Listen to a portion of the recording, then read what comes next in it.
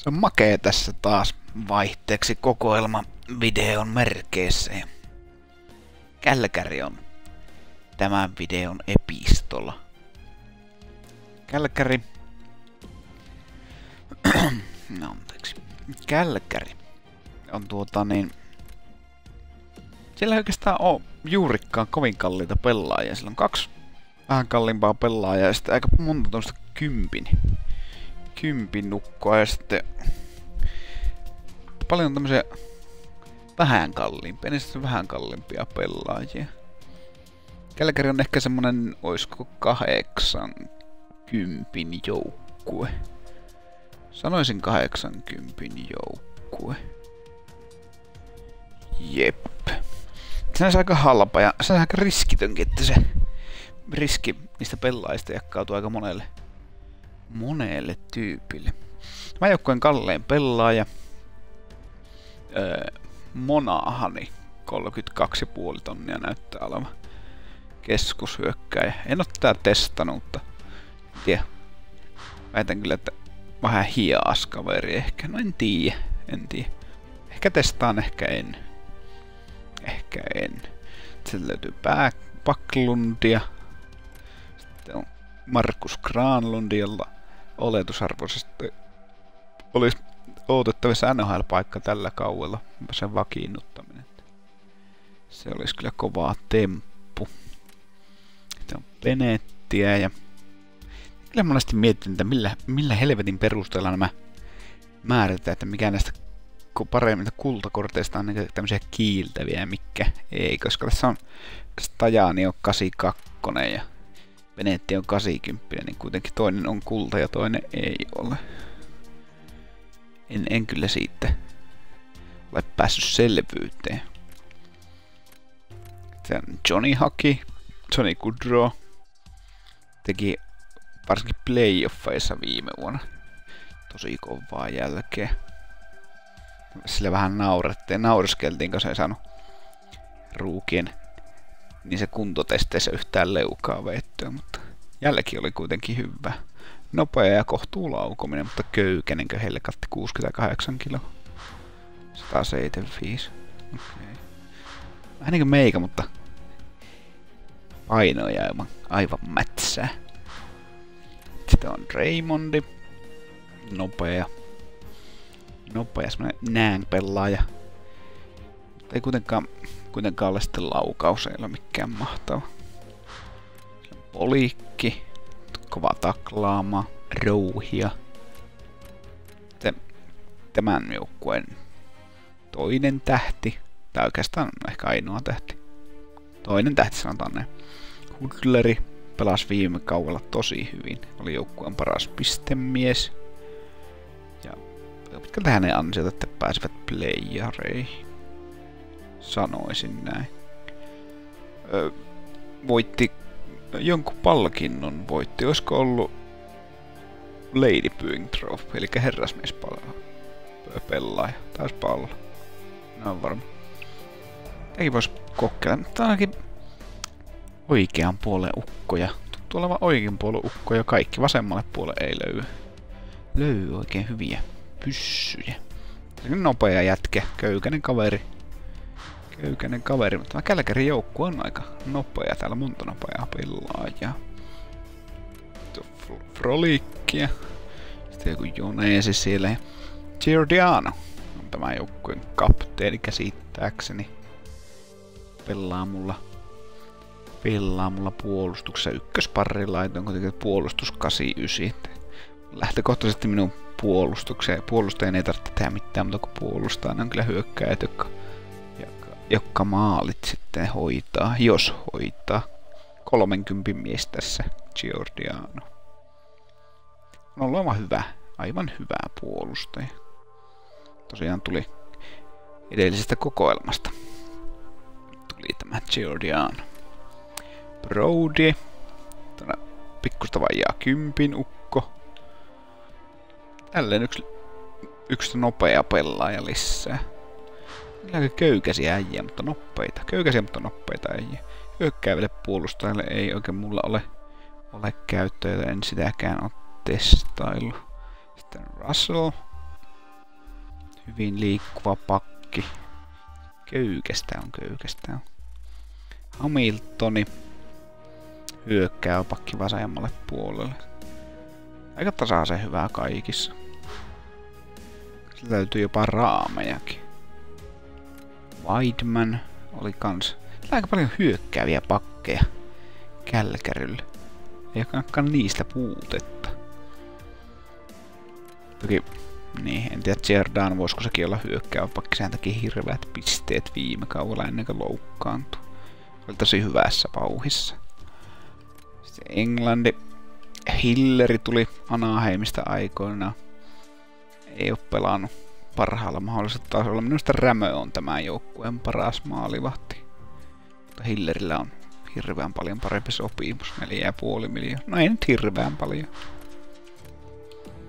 Siinä on kova taisto. Pelipaitoja. Ei mitään ihmeempiä. Nämä oli tosi halpoja pelipaitoja. Tämä on hieno paita, tämä Kälkäry, missä on tuo Kälkäryn lukkee. Tuossa on tuo C-kirja. Ja sitten nämä muukin on aika tyylikkäitä. Voisin nähdä, missä on tämä musta C. Joo. Kyllä. Kälkärin joukkueesta sai 10 pakkaa, mikä on tuohon hintaan nähden aika hyvä diili. Siinä on muuta aika jäätävän kovaa kortti Jaagerista. Tuo vois kyllä maistua. Paneekki, no hyvä laukaus. Katsotaanpa ne pakaat sitten tässä vaiheessa. Aloitetaanpa taas tältä keulilta, kun se tuntuu olevan hyvä ratkaisu. On puolet enemmän pakkoja mitä edellisestä kokoelmasta, niin pitäisikö sieltä tulla puolet enemmän hyviä pelaajiakin. No Stasni. Samuels. Tuokin mulla on jo. No siinäpä ei mitään ihmeellistä.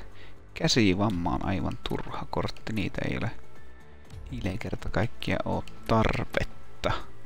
Samuelsi mulla muistaakseni on jo. Tuokin löytyy jo kokoelmasta, niin pannaan pois.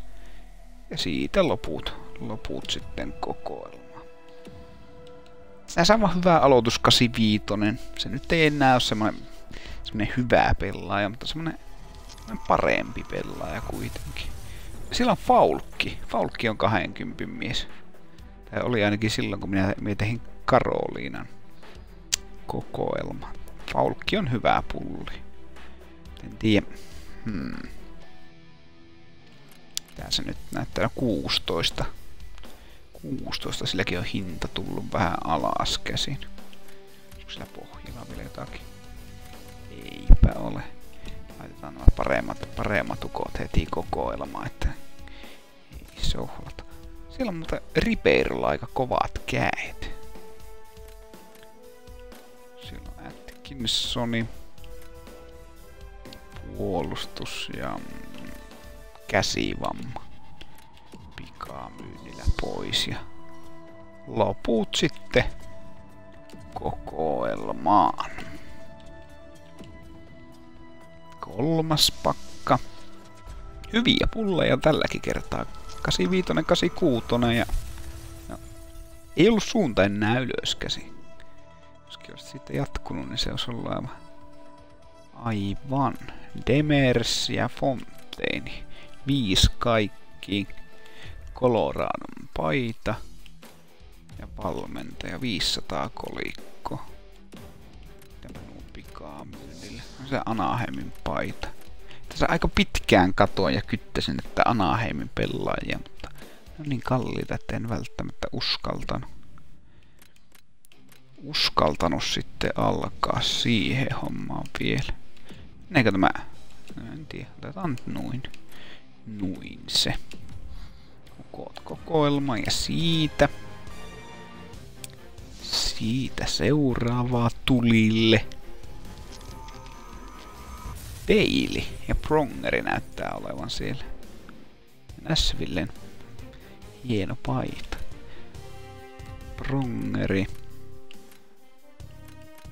Löytyy paijat, löytyy. No joo. Pikamyynti. Sitten, Tullaankohan mulla? No, katsotaan sitten. Menee säätämiseksi, jos on mennäkseen. Puolivälin Grovissa nyt niin sanotusti. Willi Mitchell ja Captain Kälähäni. No ne löytyy kummatkin jo. Ivanski. Käsivamma. Pikamyynti. Kolikot tartee ja loput kokoelma. Käsittääkseni pakka numero 6 on menossa, jos osaa laskea. Jos ei osaa, niin sitten ei osaa. Mitäs sieltä? Teräväinen. Teräväinen ja teräväisiltä on kyllä kovaa toitukset, että se vakiinnuttaisi paikan. Hän kokeili pelata sitä ykköskentässä Davesin ja Hossan kanssa. Eli taisi tehdä yhden maalinkin siinä, mutta ei se. Sitten on pelannut välissä kolmossentterin roolia, että en tiedä mihinkä sitten lopun lopuksi paikka löytyy. Luultavasti uskon kyllä kovasti siihen, että paikka löytyy. Sitten Raideri, Vancouverin rumaa paita, jota ei ole kyllä vielä. Jones on pelannut aivan käsittämättömän loistavasti San Joseessa. Kun se päästänyt tyyliin 1 tai 2 maalia 3 pelissä, 4 pelissä. Kuitenkin. 4 pelissä taitaa olla. Joo. Tuokin löytyy jo. Pikamyyhän turha tuko pois. Sitten siitä loput kokoelmaa. Jonaisesta varmaan, jos se jatkaa noita otteita, niin tulee paljonkin parempia erikoiskortteja. Saa nähdä, mihinkä sen lopullinen kortti pysähtyy. Oi, Oliver Ekman Larsson. Kyllä. Pakkatuuri sen kun jatkuu. 60. Vähän harmi, että se on hyökkäävä pakki. Se olisi kiekollinen pakki, niin se menisi kyllä joukkueeseen, mutta en tiedä. En kyllä tiedä. Kenet sille keksis oikean puolen puolustavaksi puolustajaksi. Se on vähän hankala miettiä. Se on kiva, että tulee hyviä pulleja. 88 on aina hyvä. 60.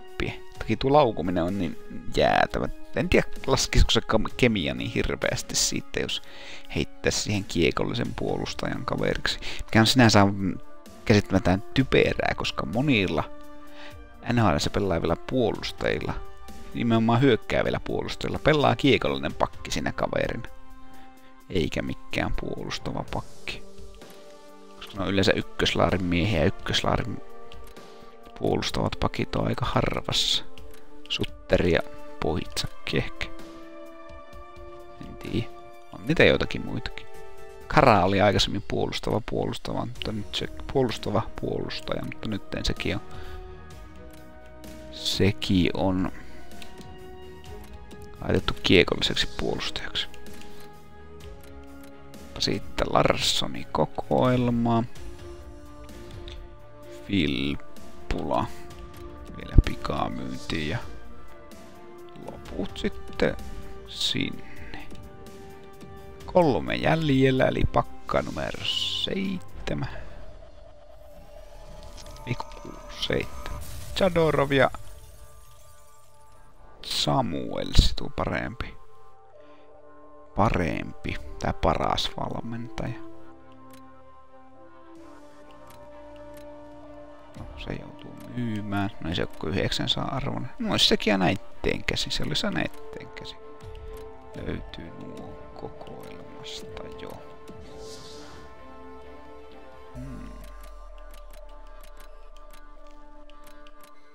Hämmi tässä turhaa härvää näitä. Ei muuta kuin sinne vai. 2 jäljellä. Eli pakka numero 8 oli äsken. Kyllä täytyy sanoa, että pakkatuuri on ollut näistä hyvä. Tatari oli kova maaliruisku viime kaudella. Tiedä mitä tekee tällä kaudella. On vissiin aloittanut kuitenkin aivan hyvin. Löytyy jo kokoelmasta. Olisiko... Otetaanpa kyytiin. Ivansky. Kingsin Koisarksin paita. Tää nuo menemään. Menisikö nuo? Ehkä ne mahtuu vielä kokoelman, kun joko yksi pakka jäljellä, niin se on aivan sama. No niin, viimeistä vie ja sieltä tulee vielä paras pulli. Tämä videon paras pulli. Ei. Emeliini on kyllä hyvä pelaaja. Puolustava puolustaja, mutta ei nyt kuitenkaan aivan sitä tasoa. Sieltä ja... Eiku tuota ei ollut. Tähän taas. Tässä on kaikki näköjään. No, mänkööt sitten kaikki. Hyvä pakkatuuri jatkuu. Sieltä tuli Oliver Ekman Larssoni. Ja taisi olla joku 86 pakki Faulukki, niin olikin Justin Falk. Kyllä täytyy tehdä lopukki kokoelmat hoitaa pois alta. Seuraava kokoelma on varmaan se San Jose, koska vähän on semmonen tuntuma, että kohta on tulossa joku pakkaseili ja yleensä silloin pelaajien hinnat laskee, niin ei uskalla niitä Anaheimin kalliita miehiä alkaa sieltä ostelemaan. Se on joku, se on aika varmuudella se on San Jose tulee olemaan, mutta se voi olla Anaheim. Ehkä, en tiedä. Jos löytyy halvalla joku Anaheim, Getslavi tai Perry, niin sitten se on Anaheim. Kyllä. Kiitoksia tästä ja jälleen ensi kertaa.